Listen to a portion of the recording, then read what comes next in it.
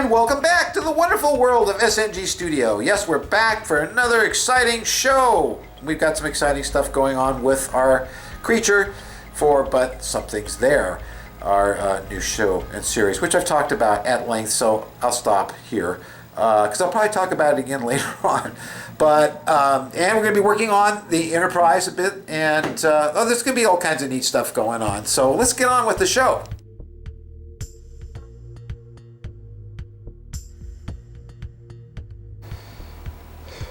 Back on the Enterprise, and we want to do is the areas that have rooms is put some kind of resemblance of a room in there. We got ones that go here. None of this gets lit up. This gets lit up. This porthole gets lit up.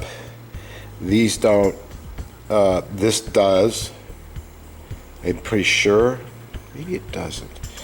But we have a good reference. So. And I don't think this gets lit up either. So we're going to go ahead and start building a little room that goes there, a little room that goes here, and lighting up the rest of the stuff on this side. I'd like to take a moment here to thank all of our Patreon subscribers, and because without your subscribership, we couldn't do the things we do here at SNG. I know I say this over and over again. I sound like PBS and KUSC during Pledge Week, but you know, it's true. You guys help a great deal. Of course, we're starting a new project, which has finally been given a title officially. I was at a meeting, or actually a presentation by Whitley Strieber, my old friend Whitley Strieber. He was giving a presentation last night, and in his discussion and in his talking about what he calls the visitors, he related to the fact that we really don't know what they are. We don't know if they're aliens. We don't know if they're extraterrestrials. We don't know what they are. But something's there. And that became the title. I went, that's it. But something's there. So I checked on the internet, and sure enough, it's not in use.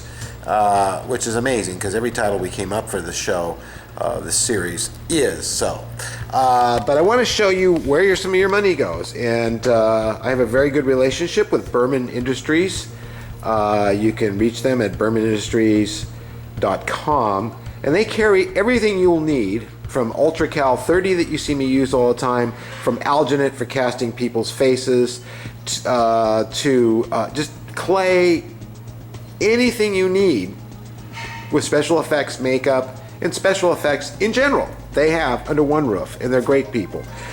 I just got some variable density TC266 polyurethane foam. Now what this is going to be used for is to go in our mold over there. Pass the dog. That is going to go in there. It's going to get a thin skin of latex, which I also got from the Bermans. I've had it for a while. It's a 5-gallon container over there. And we're going to mix up some of this stuff and have a nice soft foam inside so it moves very nicely. We also have some prosthetic makeup in the show, and rather than use silicone makeup, I prefer to work with foam rubber. It's just what I'm used to, and although I do work with silicone, this stuff is easy to run foam up and paint, and it moves quite well. And for what we're doing, it's going to work really great. So I've got some interesting characters and an old age makeup in the show, and that's going to be done with this system here, which is foam latex. And of course, here are some plaster bandage gauze, which we just got sent yesterday, and another 150 pounds of UltraCal 30. This is used, of course, to back up the alginate when we make the life masks we'll be making very shortly. As well as we're going to be helping out James Crawley by making his Spock ears for their Phase 2 production. So I'm volunteering my time to help James with that. I thought it'd be fun to do. He asked me to do it, and I told him, hey, you know what? I'll do that. It'll be fun. Be glad to help. My small contribution. So I just wanted to show you, where some of the Patreon funds go to. In fact, they'll mostly all be going to this production and helping us get this film made. And when you see it, you'll have the satisfaction of knowing that you actually contributed to getting a new film series done that will be streamed on the internet. Thank you so much for your support. Gee, it was really, really cool having Adam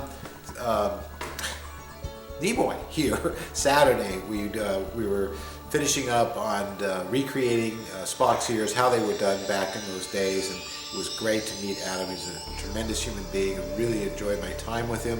Kai was fantastic. Kevin, who was doing the DP work, was really great at what he's doing, and a really nice human being. It was great to have all of them here. And Mary was here, and of course, as you know by now, she took a lot of great pictures. It was a great day. It had been a great experience helping him achieve his goal in my own little way by providing the shadow boxes, the Spock ears, and then being able to actually recreate how we did the ears for the show and do a makeup on Kai was really neat.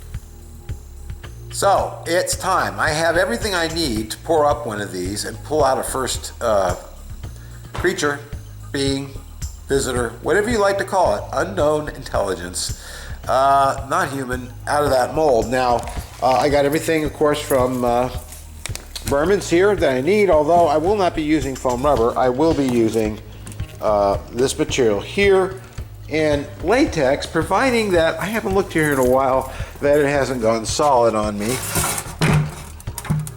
I hear sloshing in there, so there's a really better than good sign that we are going to have some latex in there. So first thing we're going to do is take the mold apart and skin it with a thin coat of rubber on the face, very thin, just in case I do decide to get some movement out of it, very thin around the neck, very thick around the head, shoulders, and chest, because after all, we don't need that to move. So that's more of a supporting structure.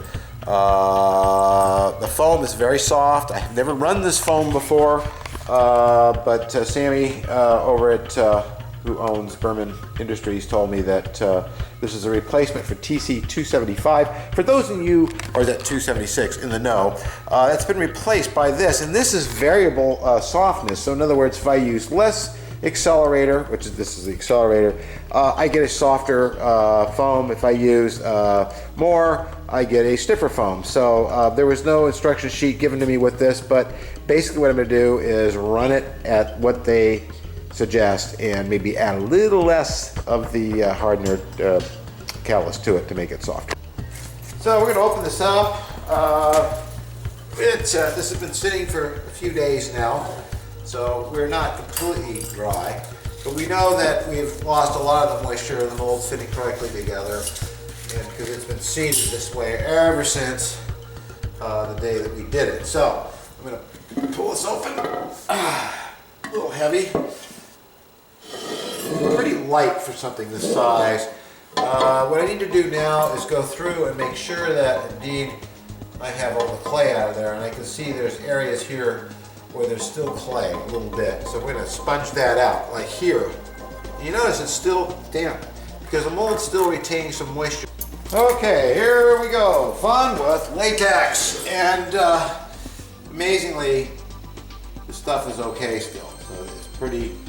It's sitting around here for a while. I could use a little bit of distilled rubber in it, but I'm going to start by stippling in a nice coat like so.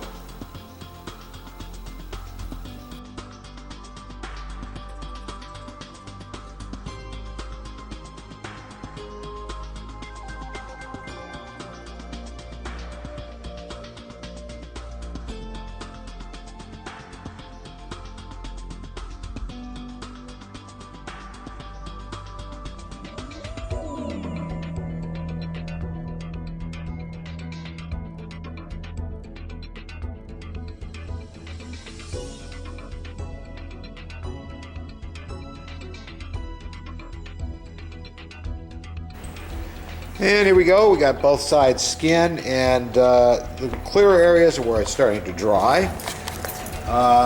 And really, nothing dries this stuff out faster, not even heat, than just a box fan. Blowing gently on it, that will dry it out pretty fast. So, as soon as this dries, we can put it together. I'm going to put a little bit of latex on the edges to seal it and have it adhere to itself, some thick stuff. And or if I can get inside with my hand, paint it in there, but it should be okay. Now you can see this is getting pretty yellow. You can see the lighter areas there, and there where the rubber's still thick, but it's staying stuck really well and not shrinking away. So we're going to be pretty much ready to, as soon as that dries up a bit, to cast this. But we need to have a form to fit inside. So what I'm going to do is actually take a piece of pipe like this and at least just get a cavity in there, and then I should be able to stretch my way in there, and if not, I can pick away rather than use this and then have some really terribly thin spots or problems with the foam getting around it. If this is filled solid, I can hollow it out, I can get my hand in there, but I thought it'd be nice to have a hand for it. But instead I'm going to use a piece of PVC pipe, stick it in there, that'll give me a nice cavity. You can see I'm easily going to make it. So chances are, because the foam's so soft, I'll be able to get in there okay. Alright, what I've done here is I put some fresh, thick rubber. It kind of thickens up in spots all around the edge. And what this is going to do is when I put these two halves together, it's going to create a seal between the two halves. That's the theory. Before it sets up on me too quickly, I'm going to close the mold here. I believe it's closed. It does appear to be closed. I'm going to put a mold strap on it. And snap that shut, forcing the halves together. I wish I had another mold strap. They're all in use, unfortunately. Actually, I could steal one. Making sure it's not going to slip on me. Now, I'm going to look inside here, and yeah, that's what I was hoping for. We got a squishy seal. You can just see it. So what I'm going to do now is set this mold upright, prop it up, and try to go inside with my hand and smear out some of that stuff, and then we're going to run polyfoam in it. So here's Carl. Hey Carl Soto of Soto Designs over here helping. Stopped by. And we got this big, I used too much foam, but you can see how soft it is. It's really nice and squishy stuff, isn't it, Carl? Yeah. This is the new stuff. And it's over foamed, and we're hoping the first one came out, but we know all too well that usually the first one teaches you what you've done wrong and how to get a successful one the second time. But we might get lucky. So let's lay it down, Carl. Now on its face. Yeah, and we're gonna undo the straps. Hey, Rosie. And she's chewing her ball. And I'm gonna put this on the. All right, two grown guys, kids, or whatever the heck we are. I'm gonna open up the first bead mold. Do you have fun with that, Carl? Yeah. Yeah, I know. It's because you got resin on it. Yeah, so you gotta pull through that one. Really get it off. Don't pull it all the way out. Just not yet. Now, what are we gonna do? We're gonna give it a little pry up. You can hear it slowly but surely letting go.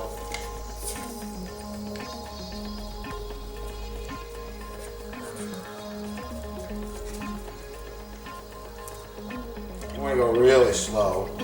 Don't go.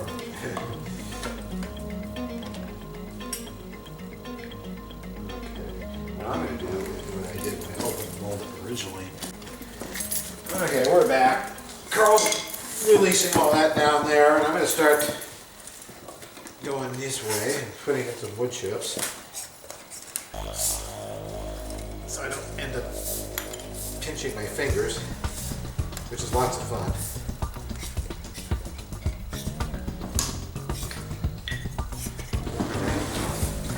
This side.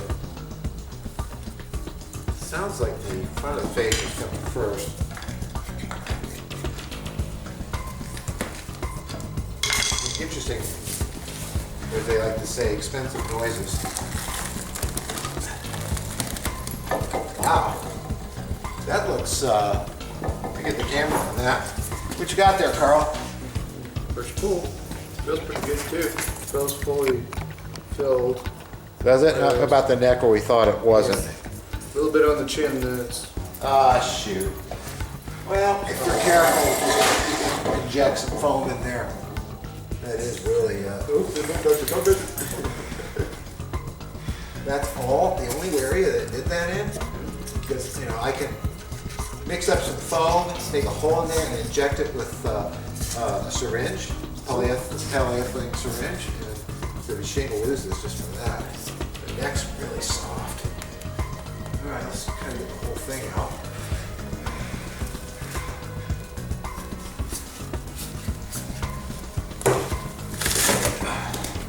Ooh, looks like it filled up all. Yeah. Wow. It's fine. It's really good. Look. Now this should just come. I don't have the monitor turned my way, but this should come right out. But we might want to leave it on because it's coming out easily. We just till it sits overnight. But you can see it. Oh yeah, that's easy to get out. Oh, got that big thing down there. What do you think about that? Something like that. Yeah. The piece stuck in there, but that's okay. I can damn near get my hand in there. So, but we can see how nicely that's going to be able to turn and look down, look around. I'm assuming this is all in frame. I mean, that's just the chin. Even if I had to just rebuild that, I could. I'm not going to toss this for that. It's going to shrink and look a little funny after a while. We'll fix it. Yeah, really good. Yeah. And that's how we do that. Really, right? Right. So we got this great head, but unfortunately, this whole area here did not fill. It's just the chin. And I hate to lose an entire piece like this and all this foam and latex because of the chin. The seam's good. I'm going to use a seam burner and I'm going to burn off the seams and stipple over with latex. We're going to burn around the eyes. There's a little thin area there too, which worries me a little bit. We may dig it out, put some prostate in there and some filler, which will probably fix that pretty well. The eyes pop in really well. So, and over here, what I decided to do for the chin is I'm making a little prosthetic. And basically, that will be the chin, you know, with very thin edges on it, and I will blend it just like a prosthetic with adhesive onto here. So the seam burner wasn't doing the job. For some reason, this doesn't get hot enough to melt this rubber, so I'm using this after all. Because normally, you see how it wants to catch how we would buff a mask, but because this has foam under it, it's a little problematic. You gotta be really light when you do this, so you don't snag the thin rubber that's getting rid of the seam. And I bet you my arm was covering that the whole time. Do this slowly but surely takes it off. And you have to be very, very, very, very, very, very careful. Now we got some Prosaid, which is basically our cabo patch, as my stepdaughter Beth Amber Hathaway affectionately calls it. And we're going to trowel that in like so, and you see what that does. And it's yeah, you'll have a little odd bump here and there, but overall it really finishes it off nice.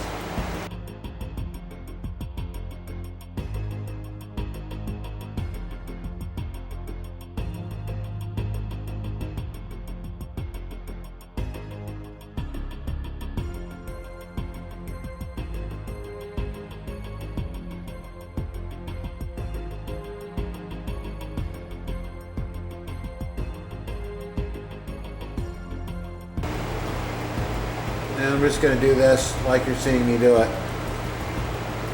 all the way down until we are done. All right, we are closing on the end of this. It goes pretty fast. I'm using a stipple sponge now, which we use in makeup, which is really even better in finding than using spit and or water and a sponge.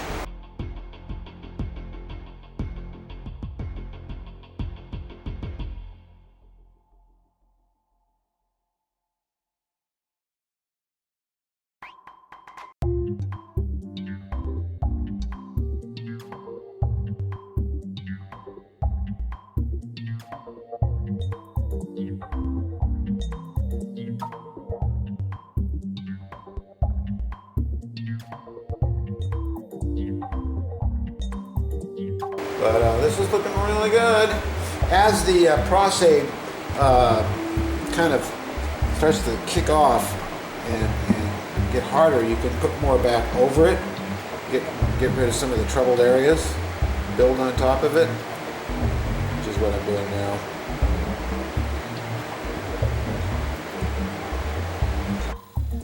Okay, next up I'm going to apply this little prosthetic that I made from the mold, and I can see exactly where it goes because I can see the little wrinkles there, and it goes right here. And so what I'm going to do is glue this on with a bit of latex, very carefully. Latex to latex will probably work better than anything else I could use. So I'm just going to kind of smear some of this on here like so to get it started. Hopefully this will work.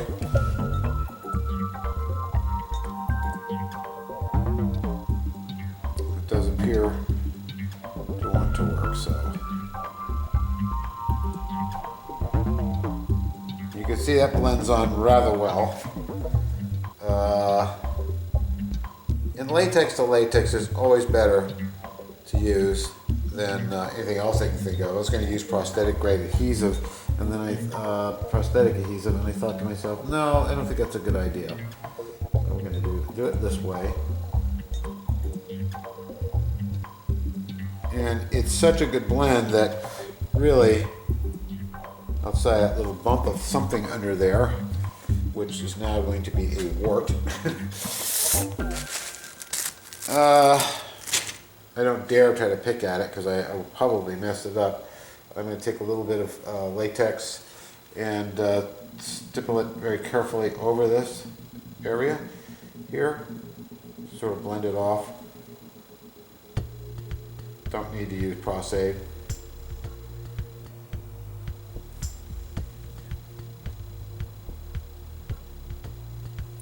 And that worked rather well. A few little bumpy thingy bingies. You can tell that Doctor Who has had a big influence on me. Stringy bingy lingy thingy bingies. Anyway, and we're gonna let that dry a bit before I go under the chin, which is gonna need some work. But I think maybe I don't need to stuff that, but I might. I'm not sure yet. It seems to have done the job quite nicely. Now we can have the fan on. What do you have, Mary? Last year I was poison ivy. And Elliot wrote to me, "Dear Mary and Steve, I'm a little slow in following along. It just occurred to me that if one of you is doing Halloween as Batman, surely a Harlequin could not be far behind. I don't think you're going as Harley, Mary, but perhaps you know someone who would. At any rate, this is a fun little piece. It may prove useful even if it's next year." It's next year! You see, Elliot, you're not slow or far behind. There you because go. We're working on her costume now, and we remembered the gun, which is really cool, and guess who gets to build it? So,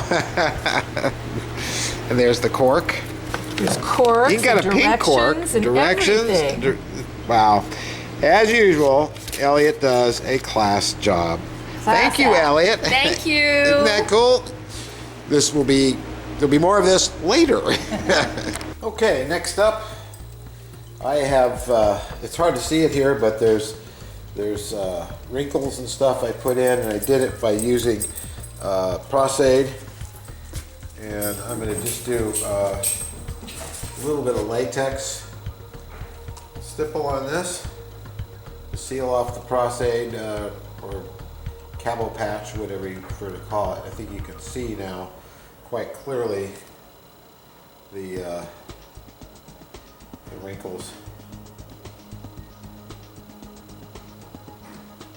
I'll just seal that off like that. I'm just going to do a little bit of this all the way around.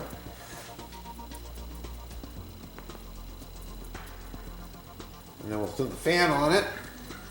I'm going to start prepping paint. I'm going to need a little more rubber, but you get the idea. I do this all the way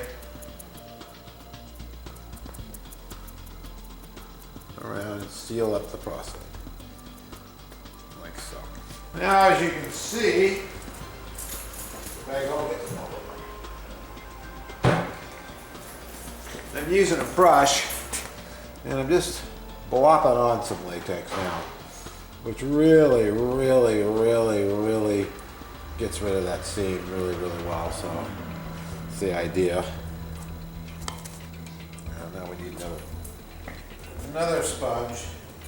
The nice thing about rubber is it just comes right off your hand so easily. Just ball it up and you're done.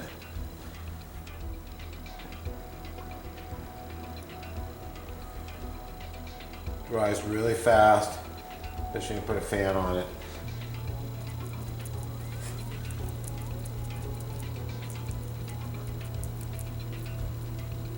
I think that's pretty well sealed up now, so we can actually dry this out and paint it. Looks good.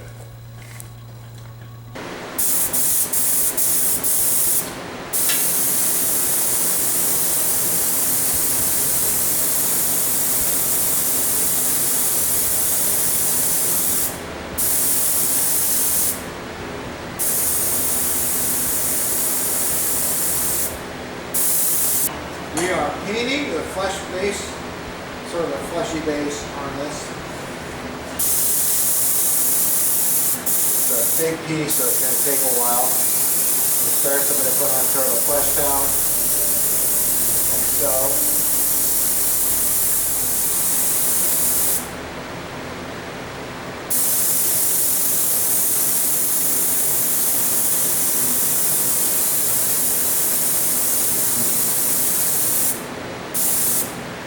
We get the base tone on, and then we're the base. We get the base on, and then come back and do the modeling.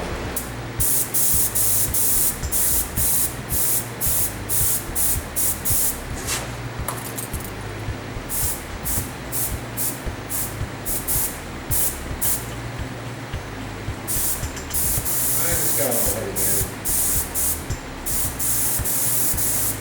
But then again, when you're painting for film, it looks better.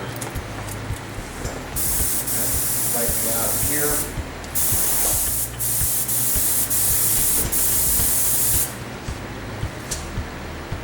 And that's going to call that. So we're going to pop the eyes in next and take a look at this.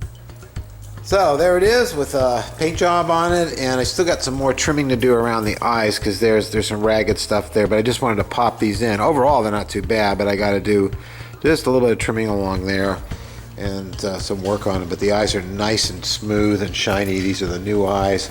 Just got to get rid of these crumbs here, and that should be easy. I might have to seam burn it, but the chin came out great. We've got our chin, and I got a little carried away on the wrinkles, but it's going to look fine when it's on camera because it's going to be very soft focus, and you know, we're going to have really harsh lighting either side of it. You can see how well the seams went away.